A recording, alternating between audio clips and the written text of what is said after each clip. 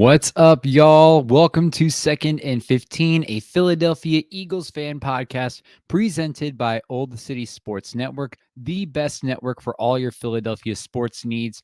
It's your boy, Michael Roscoe, and what a first 10 practices of camp it has been. After the open practice and some roster moves, along with some injury updates and the upcoming first preseason game this Friday, we got a lot to talk about tonight, but before all of that, if you're watching this on YouTube, please like and subscribe to the channel, which is just at Second and 15, and also turn on notifications so you don't miss a single moment of Second and 15 content. Sports Network. So we got a great show for you tonight, and we're going to dive into that with some NFL news. The NFL has wrapped up their top 100 list of the best players in the league voted by the players themselves, and this year we have a new number one. Chiefs quarterback Patrick Mahomes took the title of number one player in the league going into last season, but this year it is none other than Dolphins wide receiver Tyreek Hill. Rounding up the top five included Ravens quarterback Lamar Jackson, 49ers running back Christian McCaffrey, Chiefs quarterback Patrick Mahomes, and Browns edge rusher Myles Garrett. I mean, the numbers speak for themselves. Tyreek had 1,800 receiving yards, 13 touchdowns, averaging just over 15 yards a catch. The dude's a speed demon who just seems to be unstoppable on his routes. So congrats to Tyreek and all the other players who made this year's list.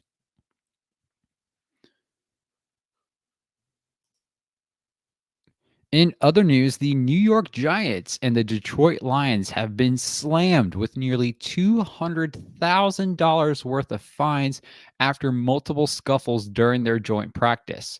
The league is reminding teams that this kind of behavior won't be tolerated as more joint practices are to come. Who do you think, if anyone, will have the next major scuffle this preseason? All right, before we get into the Eagles news, we're going to bring you some sponsored ads. So Second and 15, a Philadelphia Eagles fan podcast, and Olde City Sports Network are brought to you by Righteous Felon Craft Jerky, with some awesome craft flavors, as well as being gluten-free, low sugar, and American-made. Head to your local store, or better yet, head on over to righteousfelon.com and use promo code OCSN, all lowercase, for 15% off your order. Any orders over $50 will also receive free shipping. We're also brought to you by SeatGeek. Head on over to SeatGeek.com or download the app to get your tickets and use promo code Olde City Sports Network, all one word with E at the end of Old, for $20 off your purchase. Additionally, if you can't make your event, SeatGeek will credit you to your next event. Additionally, we are presented by Warlord Beard Oil. Head on over to warlordbeardoil.com and use promo code Olde Sports in all caps for 15% off your beard oils, washes, soaps, lotions, apparel, tools, and so much more. Orders over $75 will also receive free shipping. And finally, if you love supporting our sponsors as well as other shows on the network, don't forget to support the ones who bring you these ads each and every week, such as yours truly, Second and 15, Quit Chasing, Flyers Alley, The Living Room Show, Check the Net, and more. To do that, head on over to oldcitysports.com and check out our merchandise, from clothes, camping supplies, glassware, and other swag, use promo code OLDCITY, all caps, for 15% off of your purchase. All right. Now, the real reason y'all are here, let's dive into those Eagles news and discussion points.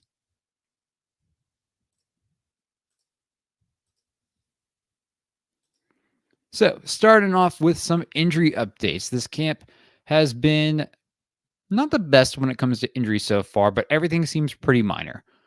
As of right now, safety CJ Garner Johnson could miss time with a shoulder injury suffered on Tuesday. However, it is said to not be serious, but this time could be missed for precautionary reasons. He did not participate in Wednesday's practice. Safety Mekhi Garner has been dealing with a hamstring injury and did not participate on Wednesday. Linebacker Brandon Smith still dealing with a concussion, with wide receiver Paris Campbell dealing with a groin injury. Both did also not participate on Wednesday. Linebacker Oren Burks still missing practice with a knee injury. He has missed all 10 practices so far. But on the plus side, offensive lineman Cam Jurgens and Tyler Steen are back to practice from their respective injuries.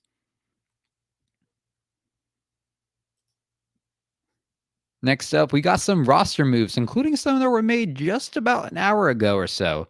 So, some more roster moves have been made as the Eagles have signed tight end Kevin Fulch, claiming him off waivers from the New York Jets. To make room for Fulch, they waived tight end McCallan Castles with an injury waiver. McCallan unfortunately had a leg injury during the Eagles' open practice last week, and watching it in real time, it looked pretty painful. I'm not going to lie to y'all. Hopefully, it's nothing too serious and it doesn't jeopardize his ability to play in the NFL. So, McCallan, thank you for your contribution to Philly. Additionally, the Eagles added to their linebacker depth, signing Shaq Quarterman, who spent the past few seasons in Jacksonville, where he played about 64 games. To make room on the roster for him, the Birds waived guard/center Jason Poe. And just in on Wednesday, the Birds waived wide receiver Shaquan Davis to make room for tight end Armani Rogers, who the Birds claimed off of waivers from the Washington Commanders. All right, next topic. Jalen Hurts in that top 100 that I was mentioned earlier. So, where does Jalen land? I'll tell you. Jalen Hurts has landed at number 15 on the top 100 NFL player list, as voted by the players all across the league. Note, this is a vote by the players. I can't tell you how many times I was on like a TikTok live talking about Jalen Hurts ranking, and people thought it was my opinion on top overall QBs. And I'm just like, do you all not pay attention? Anyway, he falls 12 spots from number 3 last year, but he ranks above quarterbacks such as Dak Prescott, Brock Purdy, Tua Tagovailoa, CJ Stroud, and Jordan Love. Now, the fact that from an overall player viewpoint, they believe that Jalen Hurts is better than those QBs and more gives me a lot of joy and optimism going into the year. He definitely has a way to go to get back within that top 5 contention, especially with the way Philly collapsed last year, the constant analyst hate he gets from some fucking reason, and just the trendiness that it is to hate the Eagles, thus by association, hate on Jalen Hurts. But I believe the way he's been looking in camp now, he's far exceeded the performance compared to this time last year, and hopefully it translates into the season for the duration of the whole season. I'm praying that my man stays healthy. He deserves that much at the very least. But speaking of Jalen Hurts, Jalen Hurts has been named the Olympic flag football ambassador for the 2028 Summer Games, in which flag football will make its debut. And you couldn't ask for a better one. He's got the talent, the charisma, the character, leadership, determination. You name it, he's got it. By the time 2028 arrives, hopefully he'll have more Pro Bowl years under his belt and maybe a Lombardi trophy or two. One can only hope. All right. Next topic, last week's open practice. So the Eagles open practice at the link was last week, and I was able to attend the event. And wow, what an experience it was. I got there early enough to get front row seats by the tunnel and just take in the atmosphere with over 50,000 fans in attendance. 50,000 just for a practice? Absolutely amazing. Also, shout out to Brandon Graham, Keely Ringo, Jake Elliott, and Big Dom himself for signing my mini Eagles autism helmet. You know, thank you very much for that. It's highly appreciated. And it was awesome to see myself on various social media, such as Eagles Insider and the Eagles official Instagram pages. Overall, just a wonderful experience.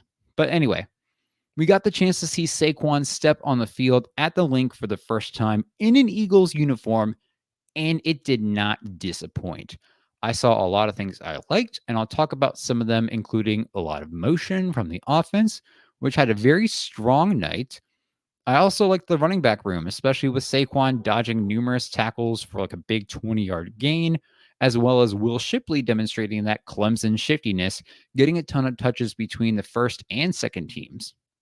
I also really liked seeing Dallas Goddard, who had a phenomenal night with 3 receiving touchdowns thrown beautifully by Jalen Hurts, as well as wide receiver Britton Covey showing off why he was one of the best punt returners from last year, but also making a strong contention for that wide receiver 3 spot that still seems to be up for grabs despite the depth chart having Paris Campbell there so far. But we also can't rule out 6th-round draft pick wide receiver Johnny Wilson using his 6'6" frame and overall athletic abilities to make his claim at that wide receiver 3 spot. And this in particular was bizarre, but I kind of liked it. We saw Bryce Huff dropping into coverage. He's an outside linebacker, defensive end, edge rusher, whatever you want to call it. They don't typically drop into coverage, but we saw him dropping into coverage and nearly picking off Jalen Hurts. However, he could not secure the catch. Now, I don't think that's necessarily a bad move from Hurts since his decision making and pass attempts have been fantastic thus far in camp, but more so a great move by Huff slash the Fangio defensive scheme by testing out just different things and seeing what works. Additionally, on the defense, Jalen Carter continues to dominate in camp, pushing off 50 plus pound dudes and getting to the quarterback like it's nothing. And so much more this time around. I can think of more things that I liked versus disliked this year. And overall, I'm very happy to see the success of the team in practice that night.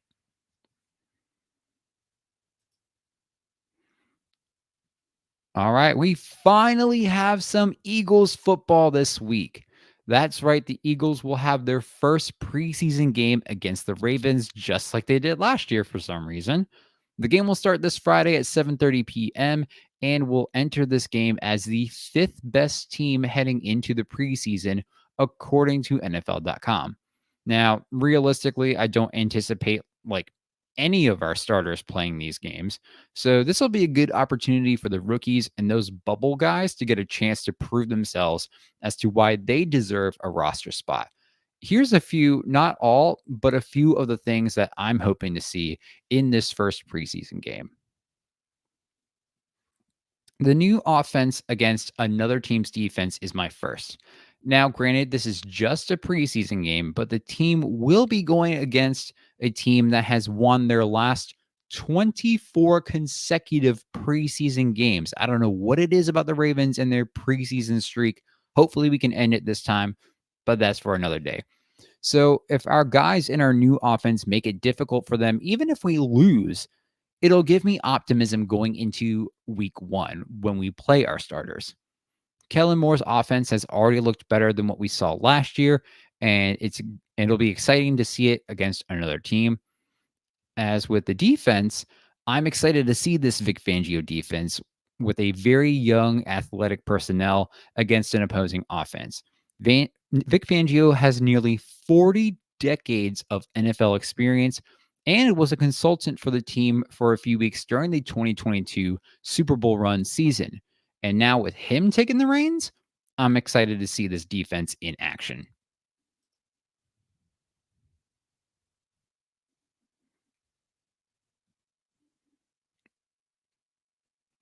What I'm also excited to see is Will Shipley as a dual threat running back. He's been taking significant snaps, not only with the second team, but with the first team as well. What I'm also looking forward to see the Kenny Pickett versus Tanner McKee battle. I feel like I saw a lot of this last year with Tanner McKee versus our QB2 Marcus Mariota at the time, but we've been seeing Tanner take significant quarterback 2 reps this offseason, an offseason where we picked up former first rounder Kenny Pickett with the expectation to be the QB2 behind Hurts. According to offensive coordinator Kellen Moore, both Pickett and McKee have had great camps in their own unique ways. So I'm curious to see if McKee will dethrone Pickett for that QB2 spot.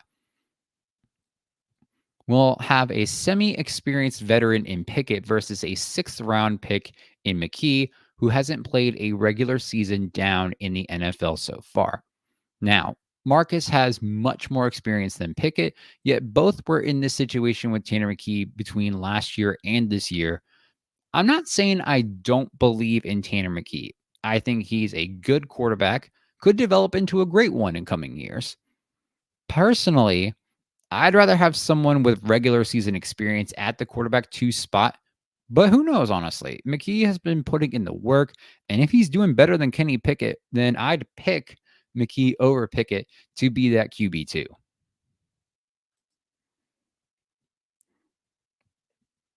I'm also excited to see our first round draft pick, Quinyon Mitchell. Not with anything specific, just him overall. Like, I was hyped for him before he even got drafted. He's been having an excellent camp, taking reps both in the slot and outside cornerback positions. So I'm definitely curious and excited to see where he'll be at during this preseason game, especially with second round pick Cooper DeJean not expected to play in the first, maybe second preseason games, as we've seen him take the majority of his reps before his injury in the slot cornerback position. Now, y'all might clown me for this, but I'm more so curious, but a little excited to see James Bradbury at safety. Now, I know he's had a rough offseason and a rough start to training camp, but various reports have been stating that he's been doing well with the second team safeties, as well as taking first team reps with CJ Garner Johnson not practicing. When I originally heard this switch from corner to safety, it gained my interest. I'll say that for sure. We've seen players fail miserably, but also players have success at position switches. And considering Bradbury's abysmal 2023 season, I can't imagine it getting worse than that. So I'm definitely going to be paying attention to Bradbury at this position, especially with his coverage, tackling, and overall field awareness, because all of those definitely needed some work from last season.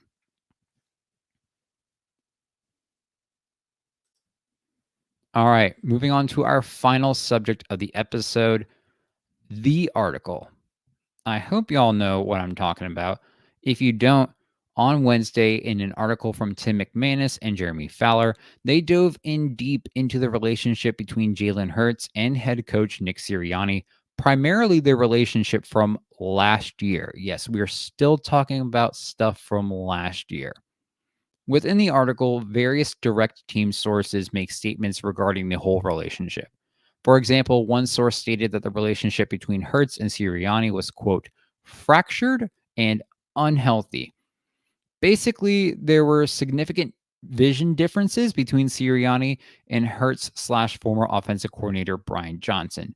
Sirianni had this if it ain't broke, don't fix it mentality since their 2022 campaign was such a success, while Hertz and Johnson wanted to expand upon it and occasionally did rogue plays after Sirianni would overrule some offensive decisions. In a press conference later that day, Nick Sirianni took full responsibility for the collapse, stating the quote, last year was on me, on my shoulders. I didn't get it done. A source from that press conference stated, he showed leadership, and it was like a breath of fresh air. If you haven't read it, it's worth the read. I highly suggest it. What I take from this article was that Sirianni was the guy who probably should have received more blame than Brian Johnson. And I know I've blamed Brian Johnson for a lot of things in earlier episodes, but ultimately it seems like Sirianni was more so the blame for the collapse. But alas, it's a team effort. The team collapsed, not any one person. However, this is what I think of this overall situation between Hertz and Sirianni. We got the closure. Now It's time to move on. Just move on. I feel like I've heard this whole Hurts Sirianni debacle for several months now.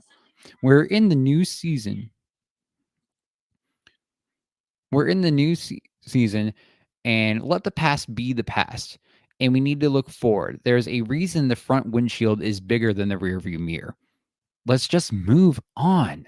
Hurts and Sirianni may not be buddy best friends like Hurts and AJ Brown are, but there does not seem to be hatred or animosity towards one another.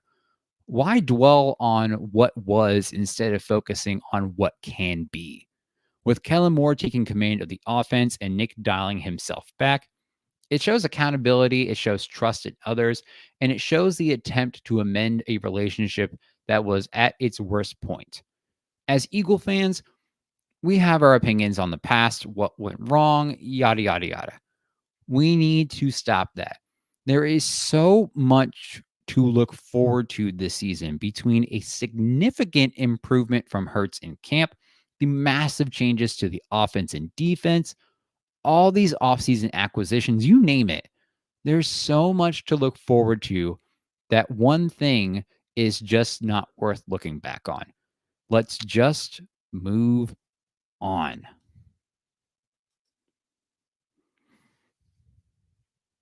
Well, on that note, this actually concludes this week's episode. Thank you very much for joining me for this and every episode. Each and every week, your support is truly appreciated.